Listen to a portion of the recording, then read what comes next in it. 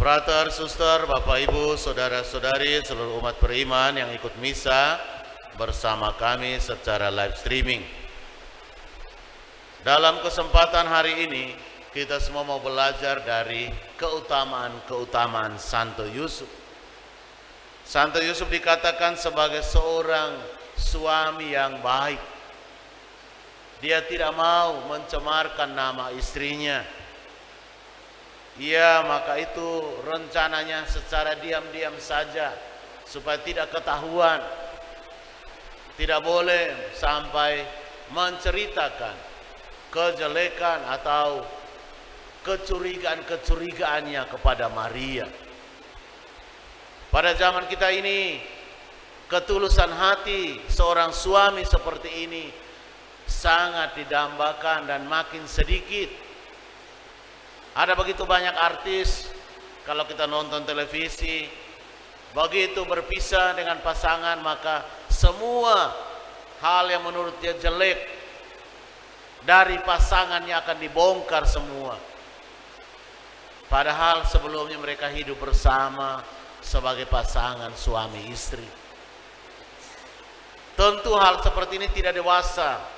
Apalagi kita mengatakan kita adalah orang-orang yang punya Tuhan. Orang-orang yang percaya bahwa Tuhanlah yang mempertemukan. Menikah bukan hanya sekedar senangnya satu perempuan yang satu laki-laki, tapi menikah adalah bagian dari orang terbaik yang Tuhan kirimkan. Maka bagi kita orang Katolik, monogami, satu orang perempuan lawan satu orang laki-laki, tidak terceraikan seumur hidup. Tidak ada istilah bahwa salah pilih sebelum menikah. Kalau memang mau supaya berpisah, sebelum disahkan di depan altar, harus sudah bisa menentukan, benarkah ini orang terbaik yang saya pilih dan saya yakini Tuhan yang mengutusnya kepada saya, ataukah kita masih dilema? Kalau masih dilema, jangan dulu menikah. Maka Bapak Ibu saudara-saudari yang terkasih dalam Kristus, menikah membawa serta rasa tanggung jawab untuk menjaga nama baik pasangan. Suami menjaga nama baik istri, istri menjaga nama baik suami.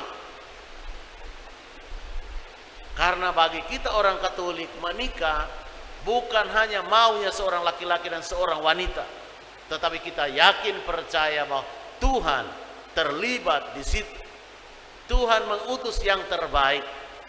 Kalau memang dia agak cerewet, selalu katakanlah, Tuhan, inilah orang yang Engkau kirim untuk saya, supaya saya bisa menerima kecerewetannya. Kalau memang suamimu setelah menikah dia tidur ngorok, katakanlah dalam hati, Tuhan, inilah orang yang Kau kirim untuk saya, supaya saya bisa menerima ngoroknya setiap malam. Belajar menerima seperti ini membuat Anda tidak terpaksa, tidak menderita dalam pernikahan. Kalau tidak, maka seumur hidup engkau akan melihat itu sebagai penyiksaan dari pasangan. Benarkah Tuhan membuat kita mau menderita? Tidak. Hari ini Tuhan menegaskan, Yusuf, jangan takut engkau mengambil Maria sebagai istrimu, karena anak yang di dalam kandungannya dari Roh Kudus. Semua anak yang dilahirkan dalam perkawinan pun kita yakin adalah anak-anak Tuhan yang Tuhan titipkan untuk orang tua, yang Tuhan harapkan orang tua membimbing, mendampingi, menjadi anak-anak yang baik, anak-anak yang mencintai Tuhan. Makanya harus biasakan mereka berdoa. Ajarkan mereka tentang etika sopan santun, tata krama.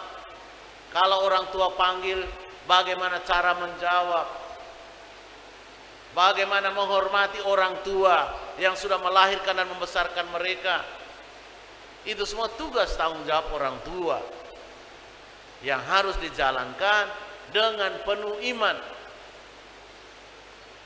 Maka ketika anak-anak gagal, itu berarti kegagalan orang tua dalam mempersiapkan masa depan anak-anak. Ketika anak-anak berhasil, itu keberhasilan orang tua dalam membimbing menuntun mereka. Santo Yusuf akhirnya menerima Maria, menerima Tuhan Yesus, dan membimbing mendampinginya sampai ia, Bunda Maria, Tuhan Yesus boleh dikatakan bahwa sebagai keluarga yang kudus, pendamping yang menyemangati, menghidupi. Tentu sebagai seorang kepala keluarga adalah Santo Yusuf.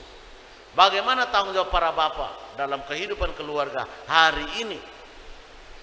Bagaimana tanggung jawab para suami mendampingi para istri hari ini? Bagaimana menjaga nama baik istri dan anak-anak hari ini bagi seorang bapak?